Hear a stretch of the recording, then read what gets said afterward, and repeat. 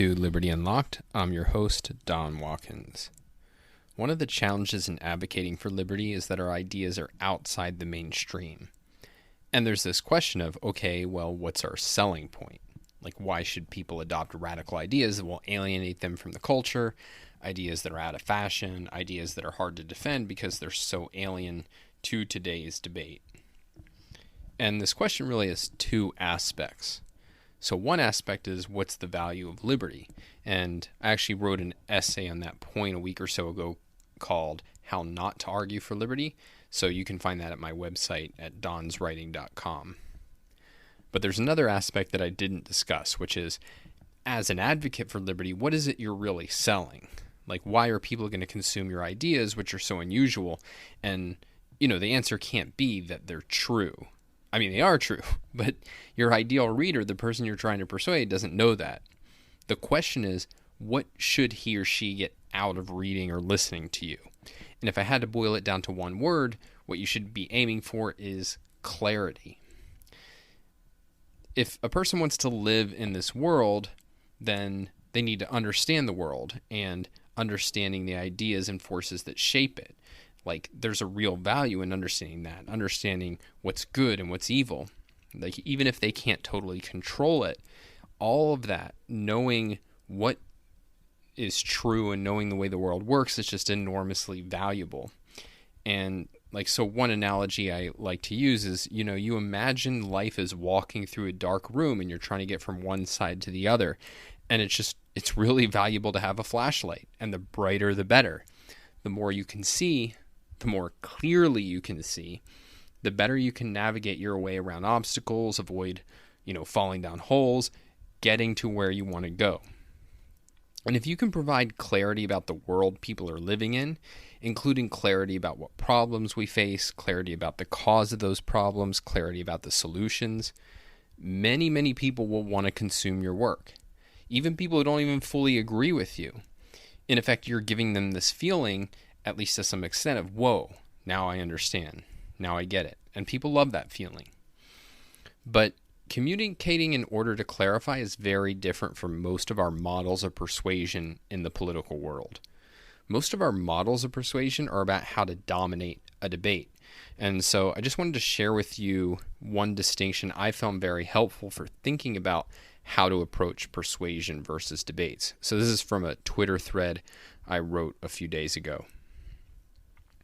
Lots of persuasion experts talk about framing, but they mean something different from what I do. There are two basic approaches to framing: dominance frames and cognitive frames. Dominance frames are when you establish a relationship of superiority, moral, intellectual, masculinity, etc., over your opponent. Dominance frames are mainly debating tactics. You make an opponent look weak and defensive, ideally regardless of how they respond. See, for instance, this analysis of Donald Trump. And I linked to a video from Charisma on Command on YouTube called Donald Trump's Debates, 5 Mental Tricks You Didn't Notice. So you can look that up. If you find yourself in the receiving end of a dominance frame attack, your inclination is either to defend yourself or try to out-dominate the dominator. Usually this doesn't work. If you defend, you come across as defensive, and your opponent will definitely notice and exploit this. If you try to dominate, good luck. Your opponent likely has a lifetime of experience establishing and maintaining dominance. A better solution. As usual, the answer is right there in the wire. You can't lose if you don't play. Enter cognitive frames. With cognitive framing, you're establishing a structure for thinking about an issue. Usually that means the methods, assumptions, and goals that will guide us in making a specific choice. If you're pro-liberty, the default cognitive frame is almost always stacked against you, which is why the pro-liberty side is almost always on the defense. For an example, see Ron Paul struggle to defend a pro-liberty position concerning healthcare, and I linked to something on YouTube. I think if you search Ron Paul healthcare presidential debate, it'll come up. Cognitive framing teaches you how to frame issues so that you are arguing for the highest good and positioning your opponent as arguing for the lowest evil. Done right, you can totally ignore dominance framing. Your focus is totally on arguing how your position will lead to the highest good and your opponents will move us towards the lowest evil.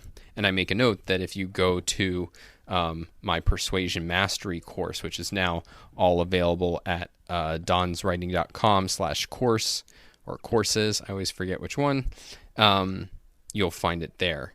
I go into framing in a lot of depth, and I'm going to go into even more depth in the future. So that's the end of the thread.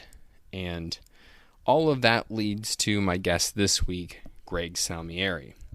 Greg's a philosopher and director of the program in Objectivity and Thought, Action, and Enterprise at the Salem Center for Policy at the University of Texas at Austin. He's also one of the people who's most shaped my thinking over the years on philosophic issues. We delve into a lot of interesting issues, including this idea that people are motivated by understanding the world. And we also, towards the end, discuss my favorite novel and arguably the most persuasive thing ever written in defense of liberty, the book Atlas Shrugged by Ayn Rand. And there's just a really interesting analysis of what makes it so persuasive. And I think there's a lot of lessons that we ourselves can use as persuaders. A few final notes. I'm recording this on June 22nd, 2020. This Saturday, June 27th at 4 p.m. Eastern, I'm going to be holding the first of my bi-weekly Unlocking Liberty Masterminds. And this is your chance to hear my latest thinking about persuasion, to ask me questions about literally anything, and to get personalized feedback on your work. So for details, go to donswriting.com and click Mastery in the tab. Last thing before we get to the interview, if you want to support the show, the best thing you can do is sign up for my newsletter and free Persuasion Bootcamp email course at donswriting.com.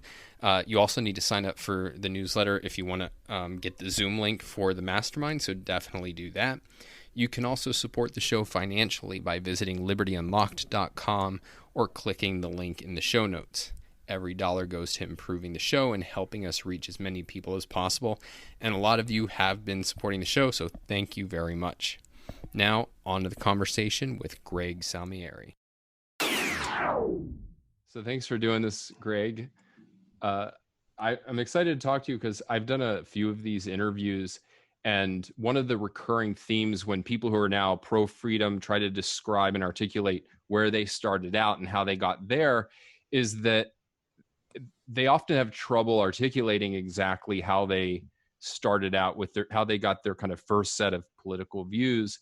And usually the explanation is something sort of vague, like, I mean, it was just sort of in the air, and it's just what I thought it meant to be a good person. It's what everybody I talked to thought it meant to be a good person. And people who, disagreed, and they're usually referring to what we would, call progressive or, like liberal policies. My understanding of why people would disagree is just that, they were greedy and they didn't really care about people. And I think on a superficial level, you could interpret that to mean that that ideas are sort of irrelevant to why a lot of people adopt political views. My view is that sort of is a really good springboard to thinking about the non-obvious ways in which ideas do impact political views. But what's your kind of, global take on how you think most people are arriving where they are at their political opinions? I think a lot of it is social and who you're brought up around or what crowd you run with, what ideas you're exposed to. And I don't think most people think or push too deeply. So I think I think for a lot of people, what political views you are and how you came to acquire them is like what sports team you root for and how you acquired that preference. You grew up in New York and the Yankees, everyone was for. And I think very often that's how they're a Democrat or they're a Republican. And then most people aren't particularly vociferous about it. They just, I've always voted Republican or I've always voted Democrat. And then they maybe start to get a little bit more vehement, either when they encounter people who are more vehement, who are pushing and prodding them in that direction, or I think even more often as a counter reaction to other people. Someone Right. says, if you vote for Trump, you're the most horrible person ever. And someone else says, if you vote for Clinton, you're the most horrible person ever. And if you were someone who was inclined to vote for Trump or Clinton, maybe you feel that's unjust to you. And then you double down and bear in, which I don't think is the right way to react to that at all. I think that's not a rational response to someone's criticizing your choice. But nevertheless, I think a lot of it is that. But I mean, there are people who think about it and go from their ideas and values. But if we're talking about the difference between most people who vote for one of the other current parties, I think that's how it happens. So one explanation for that kind of phenomenon that I hear quite often on people who now support some version of freedom is, well, government control over our lives. There's something intuitively obvious about that. That's sort of like the default, easy to understand view. And it's a much more sophisticated, abstract. You have to understand economics at a high level. Like freedom is completely non-obvious. And there's something about that. There's something about that that seems right. Like it takes real work to get the value of freedom. But I think there's also something a little bit self-serving about that, where it's, well, I've made the perfect argument and presented the facts for everybody to understand, and they're just not smart enough or not diligently thinking well enough to get it. How do you think about that sort of yeah, I mean, what it takes work to do is to get out of the conventional kind of thinking. And so if you get anybody who's at all a Republican saying that, or who's at all a Democrat saying what you just said, and I don't mean who votes for the Republicans as a lesser of two evils, or the Democrat as a lesser of two evils. I voted for both parties in that way, but who, is ideologically aligned with them, one of the parties or the other. That's where the culture's at. Everyone's a Republican or Democrat, or put it this way, the two parties are where they are because they reflect the broad consensus of just what people think and what's in the air and what they've been brought up with. So it's possible for somebody to be really thoughtful and think everything through and end up, making some mistakes on either of those sides. But I think the default, if you're in one of those positions, is that's just what you've been brought up with. And it's not if you're, the difference between Republicans and Democrats on the economy is that, Republicans want 2 parts per trillion less taxes and 2 parts per trillion less regulations. It's not like they, or 2 parts per million or something. It's not like there's a big difference. The big difference is the personalities and what particular things they're in personality and what particular concerns are at top of mind for them. And there are valid concerns on both sides, but which ones are at top of mind? If someone has a view that's really outside the mainstream, they're a Marxist, and not like people who pretend that Hillary Clinton or Joe Biden or even Barack Obama is a Marxist, because they're not. They're bad in all sorts of ways, but they're not. If you meet actual Marxists, they say very different things, right? So somebody who's a Marxist on the left, or who's a real pro-capitalist on, it's not the right, because the right isn't pro-capitalist, but the whatever you'd call us who are real pro-capitalists, or to take something also evil like socialism, someone who's a real white supremacist in the kind of ideological sense, like not just who's a bit of a racist, but who wants a white ethno-state or something. Those kind of people, there's a interesting origin story for. But if you are aligned with Fox or MSNBC or CNN, there's, your origin story is probably that's where you started. That's how you grew up, and that's still what you're thinking. One of the challenges I find is precisely because, like, if you're advocating something that's controversial or outside the mainstream, you're asking for a lot of work to consider those options. I think is part of your point. And yet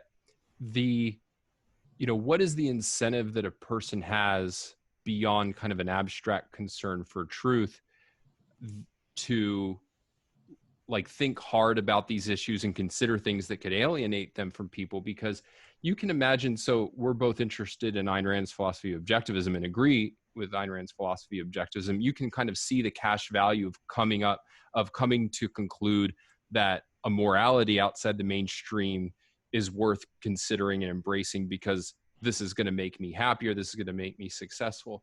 But giving somebody an incentive to question politics, where you can see as a society, it makes a life or death difference what political conclusions we reach. But it's hard for an individual, particularly at the beginning of that journey, to think it makes a big difference for me what conclusions I reach, because I'm going to have very little impact either way.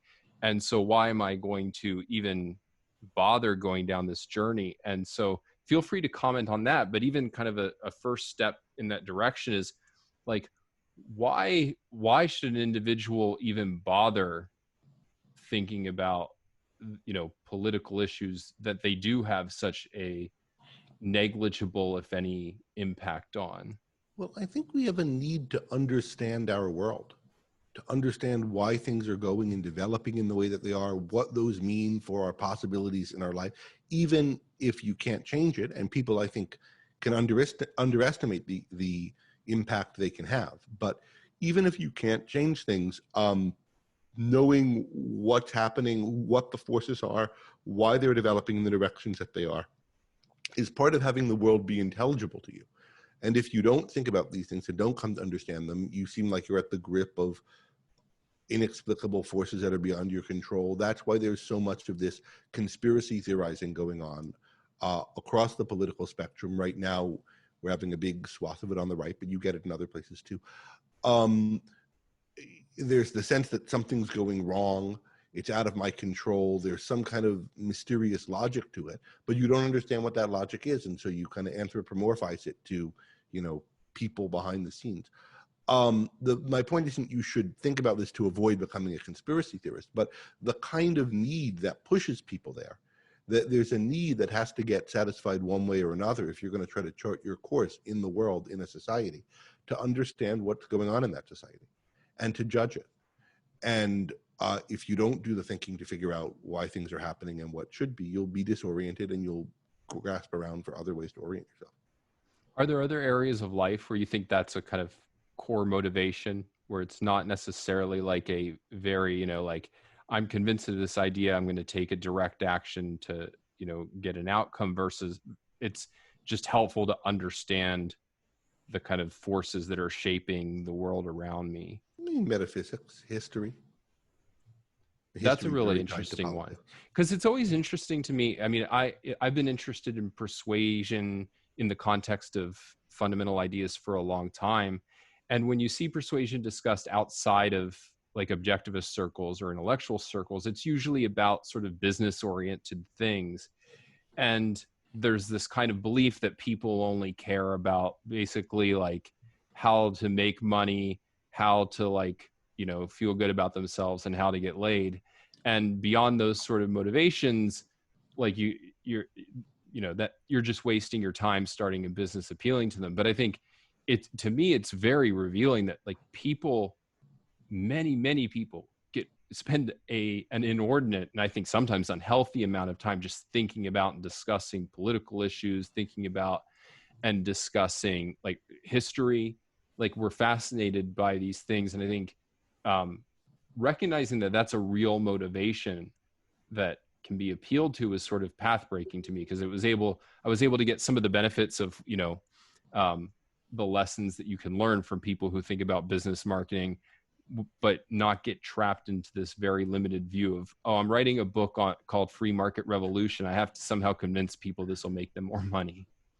Yeah, I mean, people are motivated, I think, by wanting to understand the world. It's Aristotle famously, he overstates this, overstates the goodness of it, but the metaphysics begins, all men by nature desire to know, right? And then he goes on that even when they don't have a practical goal in mind, they value knowing.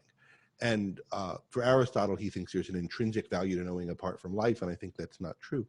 But you don't need a specific action goal to want to know the truth. If you value knowledge and you value reality, and you come to recognize that, as Bacon thought, knowledge is power in general, it'll help your life some way. You don't need to know a particular cash value for each conclusion.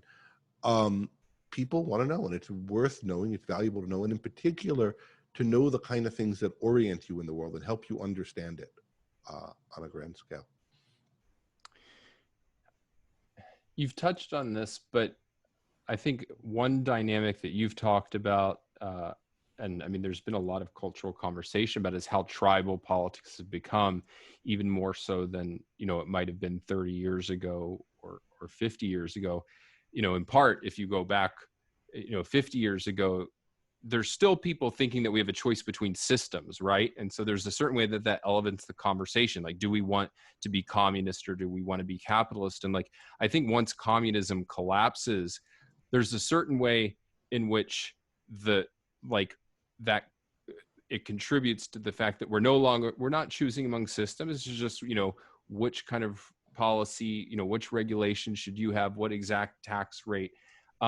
But then I think there's an even more profound disintegration where we're not even really thinking about policies, we're thinking about teams. And today it's to the point where every day people will flip-flop in their standards. I mean, as we're talking about this, the president has basically just come out and try to shut down free speech on social media.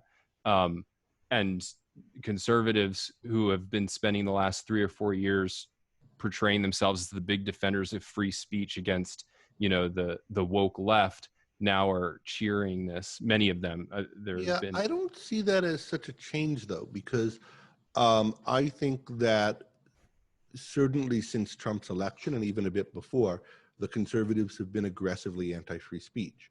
So they portray themselves as anti-free speech, as pro-free speech by comparison to the woke left, and there's something really ominous in some of the woke left. There's something really ominous in all of the woke left, but something particularly ominous in the ones that are focused on shutting down free speech.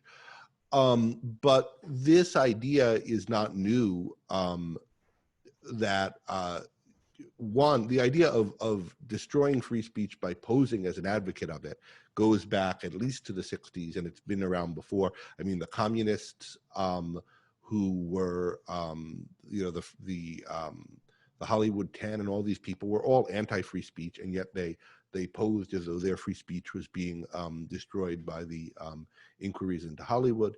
And if you look at the things Ayn Rand was writing about in the 60s, you'll see all kinds of examples of people claiming that, we need to put more controls even than we already have on television stations so as to preserve free speech, because those damn television stations will censor you by, not being politically fair or whatever.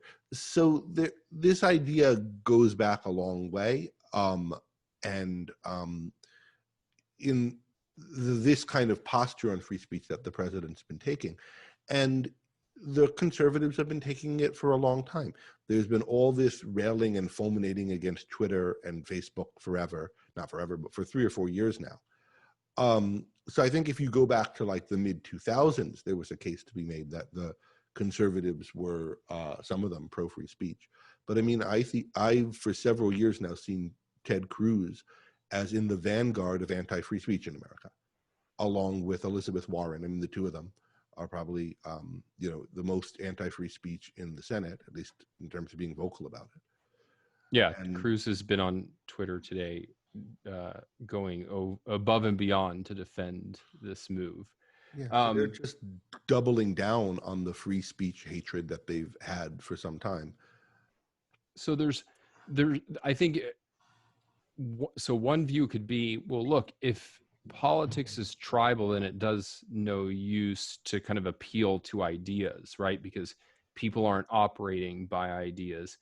And I mean, I think by nature, I'm just not that pessimistic, but I also think of like our mutual friend, Alex Epstein, has had really good success of at least opening people to, including people who are like, call themselves, dyed in the wool Democrats or liberals or progressives, who at least think, yeah, that actually sounds more reasonable than I thought. And he is, I think, a quintessential example of putting the focus on ideas.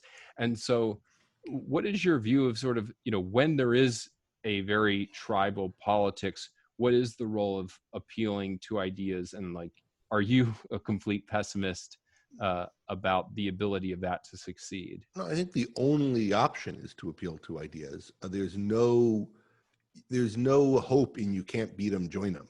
I'll just be a tribalist along with the rest and appeal to personalities. That's the way to kill yourself in politics. because the only ideas can lead to the good, only a conceptual approach. And so then the question is, how do you do it? And I'm a pessimist insofar as I think we're right now culturally on a bad track, and things are going to continue to get worse for a while before they get better, even if the best of us do all the best things. But there are good things that we can do, and they can, have an effect in the longer term and an effect in the short term on lots of people. So I think the first thing is to sensitize people to who is talking about at the concrete level about facts and is interested in what's true and false, and at the more abstract level is interested still in what's true and false, what's real and what's not real, as opposed to interested in this savior or demon figure, or that savior or demon figure, and who, when they morally evaluate people, have reasons for their moral evaluations. And what are those reasons, right? So ideas in truth and falsehood, who's oriented towards them and who isn't. And in your own thinking, what's it like to be oriented towards truth and the truth and falsehood, both of particular claims about, did Joe Scarborough do this or that with a employee years ago, and abstract claims like what is free speech and what isn't free speech, and whether it's a value. Who's making arguments and who's being tribal and collective, and when are you doing each of those? And so first, to sensitize people to that difference and help them to see when they're in one mode versus the other, and to value the reality focused mode rather than the tribal people focused mode. And so there's doing that, and then there's appealing to their best elements, and in particular helping them understand what they value and what they're uncomfortable with in conceptual terms, rather than tribal terms. So if something about Nancy Pelosi really, really puts you off, or something about Donald Trump really, really puts you off, what is it? What's wrong about them? And if you admire something about Elon Musk or about Mark Zuckerberg or whoever it might be, what is it that you're admiring? Can you put it in conceptual terms, and then think about what follows from that for the various controversies that are before you? That's really intriguing. One of the people I talked to in this podcast was Gina Gorlin, who, as you know, she comes from a psychology background, and a lot of what we talked about was the way in which when you're helping people change, you're facilitating their own thinking and self-discovery rather than lecturing them. As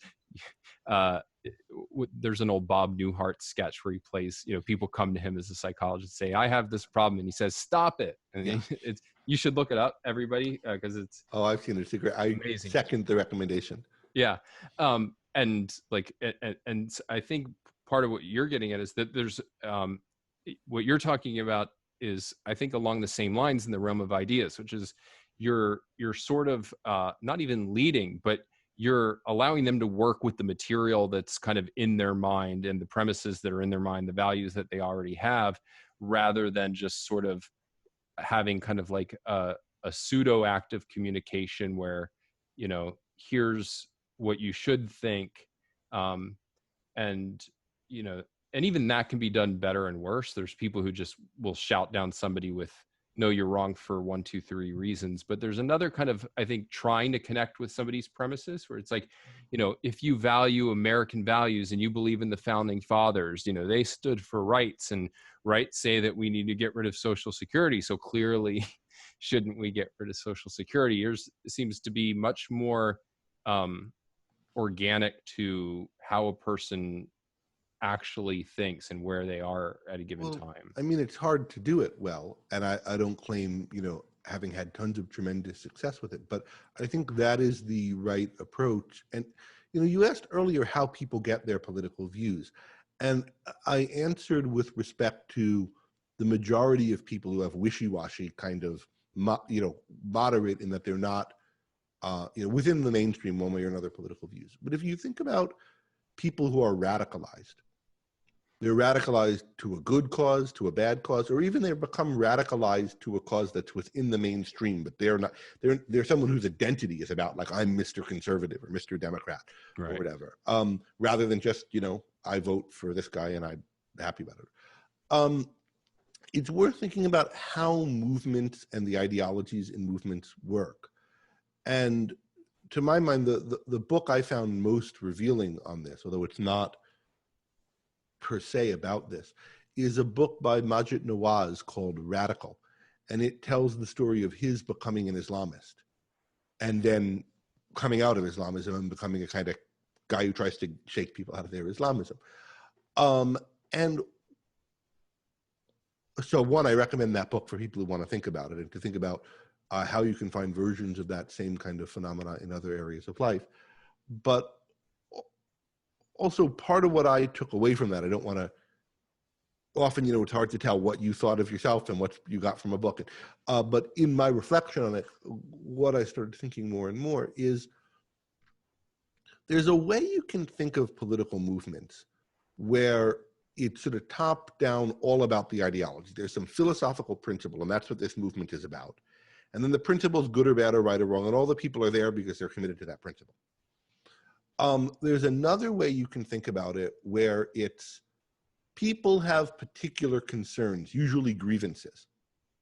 My taxes are too high. I got thrown out of work.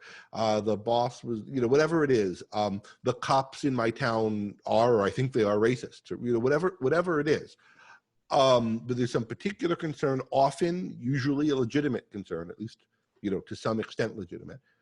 And you think people are really animated politically by those kind of concerns, and then all the ideology is, or person, everything else is hot air that kind of helps to organize them or whatever. And I think both of those kind of views are wrong.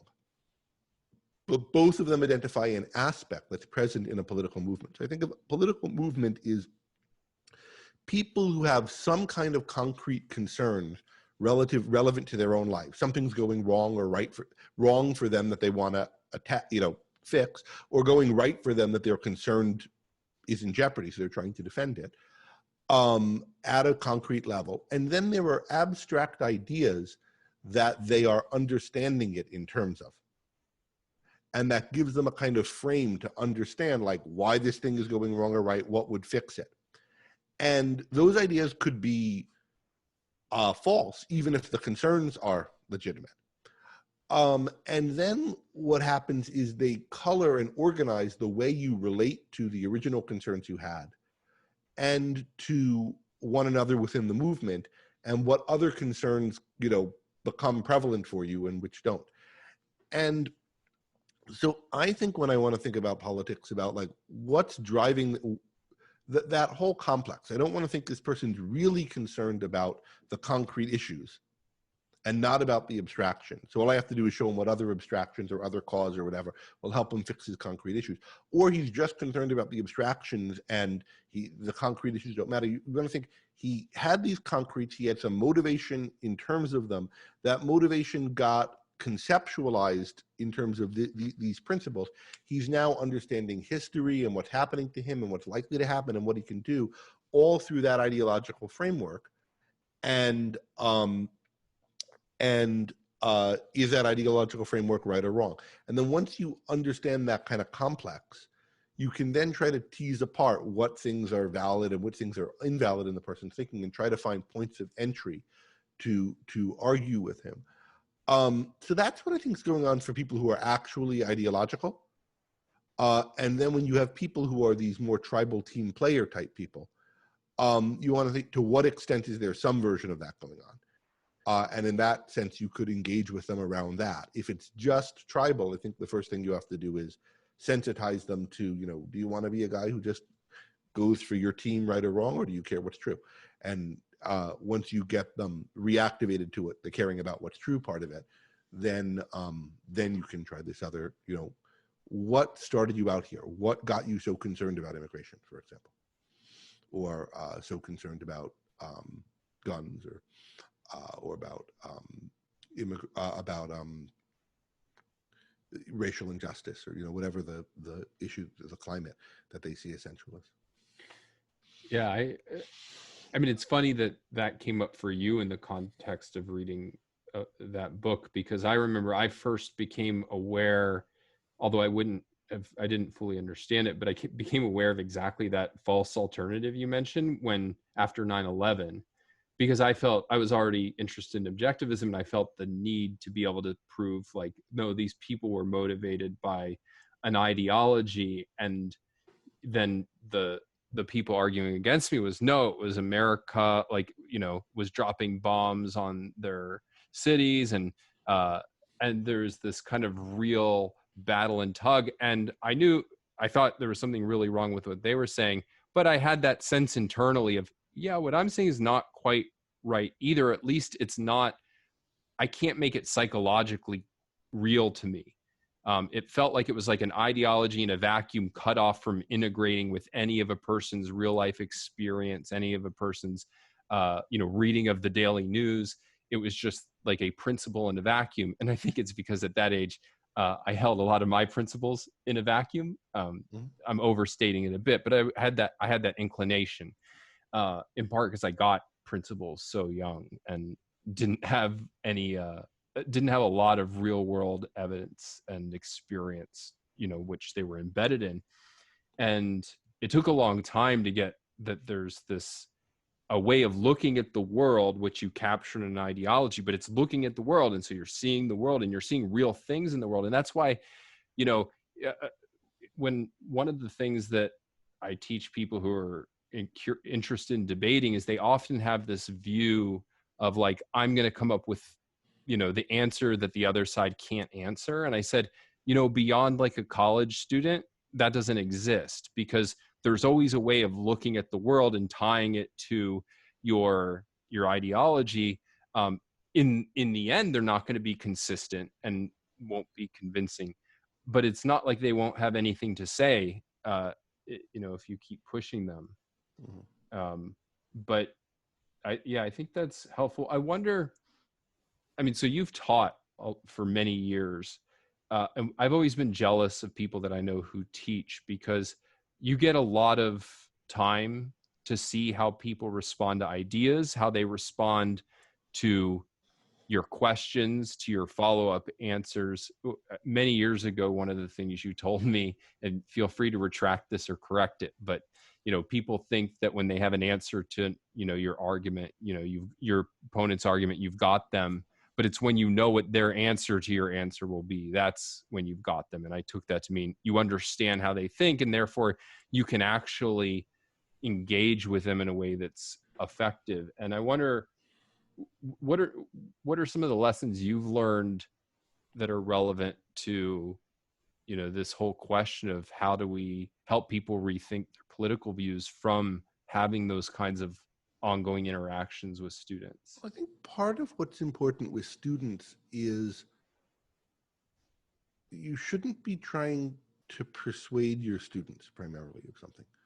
I don't think that if that's what you're doing, then you're not a teacher. You're a advocate, and the students are, an audience you're trying to advocate for. And that's a fine posture to take. And sometimes I'm giving an argumentative talk, and that's what I'm doing. But if I'm teaching, I think of it as these people are here to learn from me. They have some kind of value, thing they value that they think they can get by studying with me. And what is it? But even if it's they signed up to this college and this college put them in a philosophy class or something as a requirement, still there's some context there of like, why are they here for me? What's the value that we share, even if we disagree? And that I shared with some of my teachers who I disagreed with, right? And then how can I provide that service to them in the way that's honest and has integrity, both to what my job here is and to what my own convictions are? So I'll say, I have strong opinions on these things, but the goal isn't for me to convince you of them. And I will, have them read things I agree with, as well as things I disagree with, depending on the course. If the course is all on Plato and I disagree with, the main book we're reading, then they won't read anything I agree with. But I'm glad you clarified that. But I guess what I'm really asking is not so much what you learned about persuasion, but what have you learned about the way that people in 21st century America tend to process ideas and take in kind of abstract arguments? Have you learned anything about that you wouldn't have expected, being able to like actually, because my experience as a writer, and as a writer, you send stuff out into the ether, Mhm. and maybe you hear back an argument or something, or you get one question to Q&A, but you don't get that ongoing dialogue. So it's Yeah. hard to So really get one into thing, it's a little hard to say in a way that doesn't sound insulting to people, and I certainly don't want to be insulting to my students, who I think are mostly good. But if you, I'm a university students here, but if you're somebody who's a professional thinker and writer, and you're used to reading complex arguments and back and so forth, you usually operate at a level of resolution in your thinking that's a lot higher than I think most people are operating at. So, most people will read an article and they'll come away with, until they work at it. And part of what you have to do in teaching is teach them how to work at it, or how to be more sensitive to it. Yeah, this guy is like, anti-lockdown,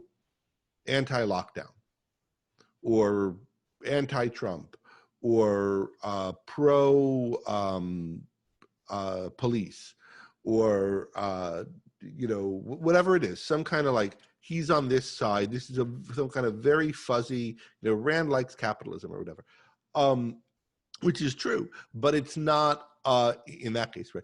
But it's not a kind of, there were 6 claims made here. This one was a version of that. They won't distinguish between claims that are vaguely related. So, so there's a kind of, what's the thesis of this article? What arguments are there for it? Which one, when this claim comes up again, is it just repeated, or is it slightly modified because he's now incorporated something from this objection to make it more nuanced or whatever? There's that level of resolution which doesn't come to people automatically.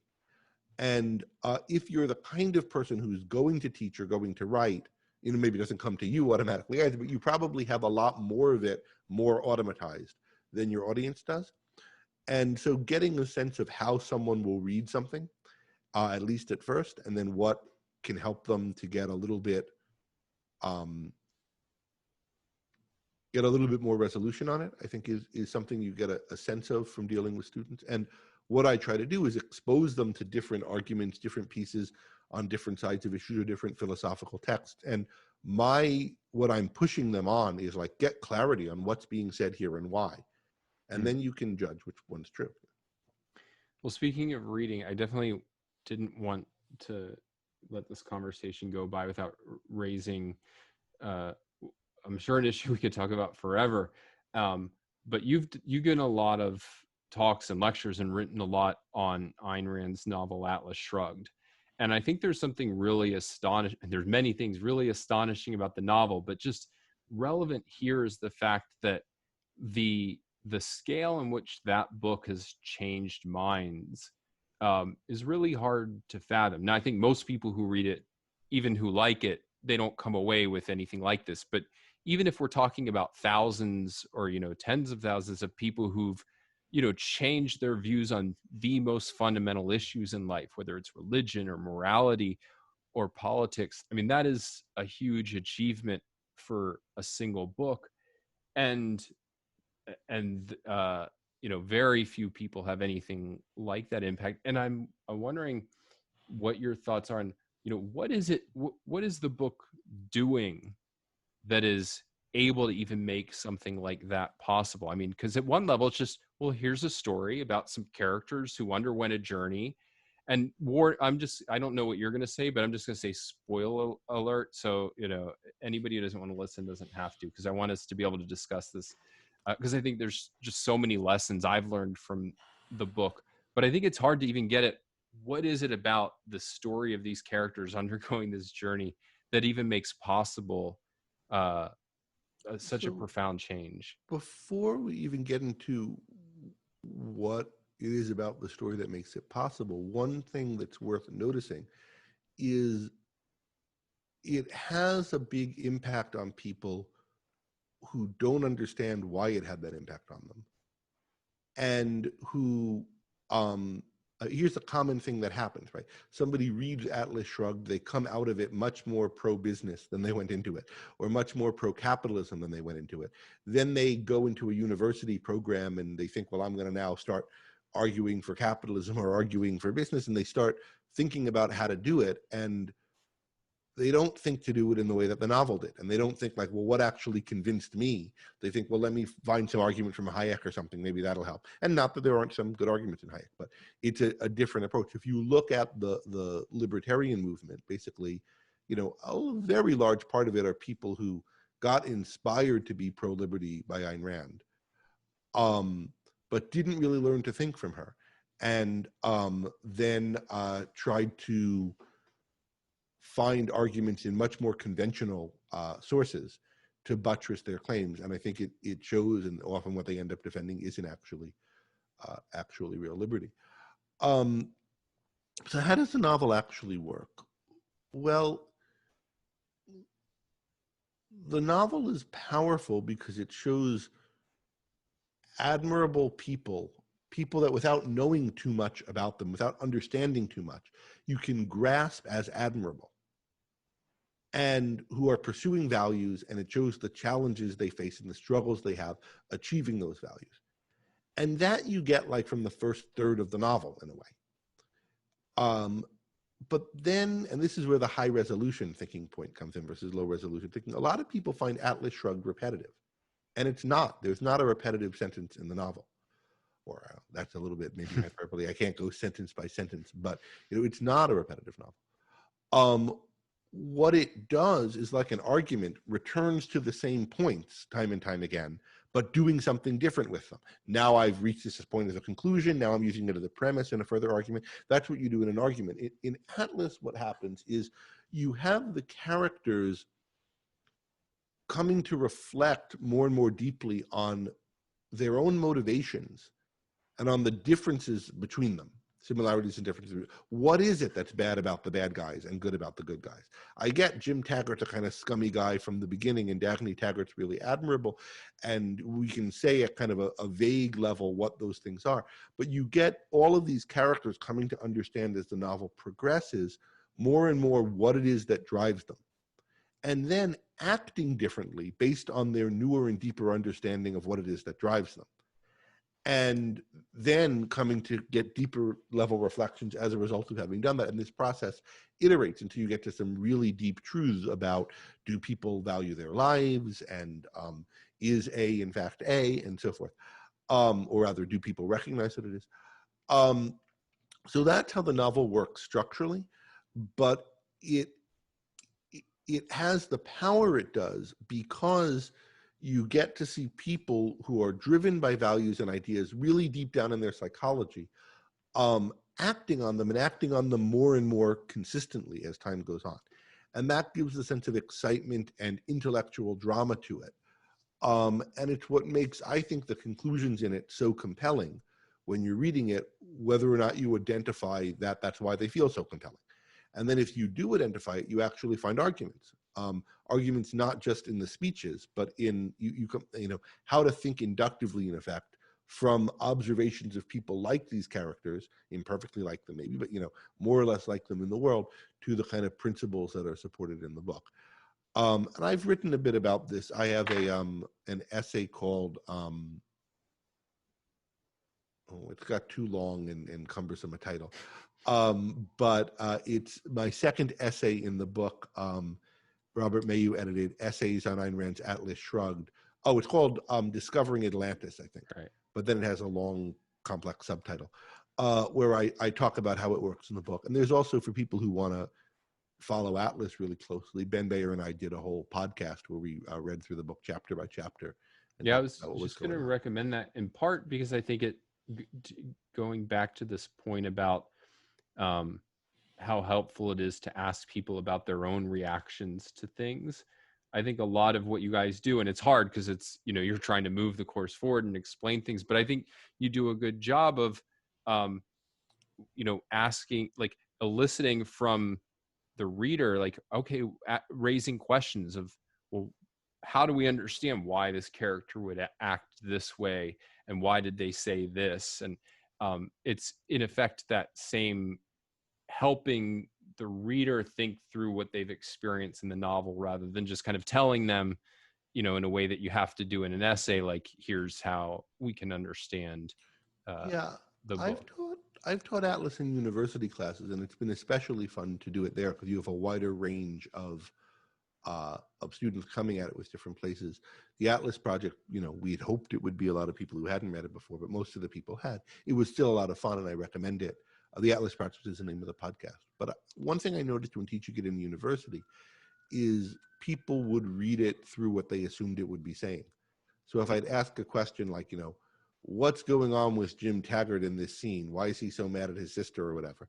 I get answers like, well, he's a socialist and she's a capitalist. He doesn't say anything about socialism or anything socialist sounding in this scene. So, let's actually look at the book and see what's going on. It turns out his politics is, too socialistic, but that's not what's going on right here, right? So, what is it? How can we tell? And that's a skill you have to bring to reading anything, and it takes, what's actually there versus what you're expecting to find there. It's such an interesting phenomenon. I mean, my sense is that a lot of it is, we need, like, going back to the point of, like, you really feel this need as a human being who's operating in a very complex world to be able to, like, understand things. And there's can be this tendency or desire to leap to kind of a pseudo understanding where you can say, okay, I've got this, I can move on to the next thing. So, like, why is this guy acting the way he is? Oh, socialist. Or, like, and You just want to you put have it in these the box. shortcuts. Yeah. And, it's kind of like trying to clean your room really fast before your parents get home. You're not putting things in the proper boxes, and you're mixing, your shoes with your underwear, and it becomes just this whole disaster. And getting people to value, let's carefully put things into, like, very defined, what's the, who's the person became famous for that show of, clean, tidying up, Mary Kondo or whatever. yeah. But part of it is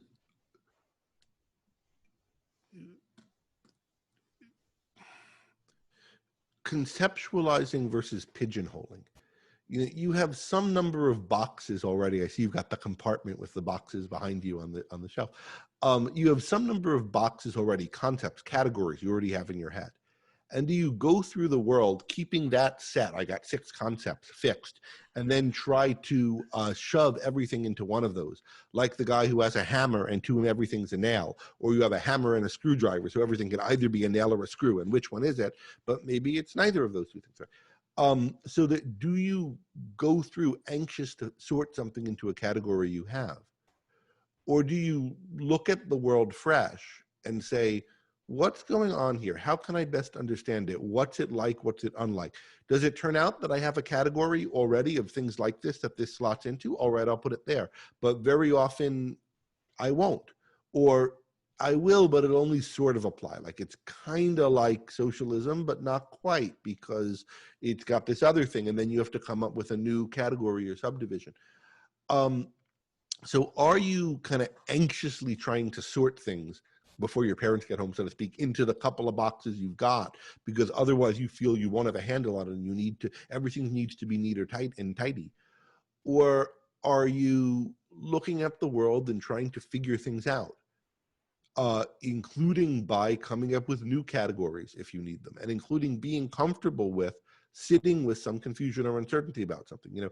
There's something weird about what he's doing. It's not quite this and it's not quite that, and I don't know. And your response isn't, well, I got to find out right now or else I can't go on with myself. It's, yeah, life's full of things like this that you can't quite put your finger on, and you note that, and later on you come back to it. And I think of that later thing as what conceptualizing is about, rather than pigeonholing. And pigeonholing is not good. It doesn't lead to clarity about things. It leads to Well, I noticed that in myself the most when I study other thinkers. One of the things, and our mutual friend Onkar Gate was really helpful in at least alerting me to this issue and giving me some tools for getting out of it. But I still find it very challenging. When you're reading a really powerful thinker like Hume, or certainly philosophers, but not just philosophers, and they have their categories, the way that they're boxing things up. And I felt like the tendency, to, like, how do I squeeze this into an objectivist concept or objectivist category? Or I would just find myself going, that's an illegitimate category, but then I wouldn't be able to understand what he saw himself as trying to do and not really understand his framework. And as I've slowly been able to get more comfortable with being able to kind of create this, file folder of, Rawls's or Hume's framework for looking at things, it actually helps me get better with my own categories, but it certainly is helpful in understanding them. But I find that super, super challenging to do. It is really hard, and I found it hard as a philosophy student because I was studying objectivism at the same time I was studying other philosophies. That might have made it a little easier for me, but the that's not to say there weren't times where I jumped to conclusions and pigeonholed things. I'm sure that there were, I can remember early papers I wrote for college classes and so on. But the thing one has to have an idea of is, there's this quote that's attributed to Aristotle. He didn't say it, but it's attributed to him all over the internet. The mark of an educated mind is being able to entertain a thought without believing it. Like, it takes work to like hold the thought in mind, say, I don't know if this is true, I don't believe it, but I'm not arguing for it or against it yet. I'm just thinking about it, and then thinking about what evidence there might be on both sides. So that's true. That's something you need to do, and it takes work to do it, not to just accept it or react against it, but just, think about it, entertain it as a theory. But it's not just claims you need to be able to do that with, to think clearly and critically. You need to be able to do it with concepts, categories, extremism or fake news or Trump derangement syndrome or I don't know what, these are all, I think, invalid concepts, by the way, the ones I just listed, or globalist, right? All, I think, invalid concepts. You need to be able to do it with the concepts, but also I think you need to be able to do it with narratives. So, or what's called narratives these days, these kind of large scale, America has a rape culture, or what the 1619 Project is giving you a different way of conceptualizing U.S. history, where it's all about slavery and the interactions between slaves and white people, versus the traditional way of conceptualizing American history, versus the Marxist way of conceptualizing American history, versus, some other way I might not know. All of these kind of stories that try to give you a big picture on what's happening in the world or what happened historically, where you don't fact check it, item by item. Did this guy really do this in this year? But what's claimed is like, yeah, all these things happened, or most of them, but which of them are important? Which of them are indicative of the trend? To be able to hold different accounts of that in mind, different accounts of world history, American history, of what the state of the culture is, and have them individuated as, here's one account of American history, here's another account of American history, and then think, okay, which one is true?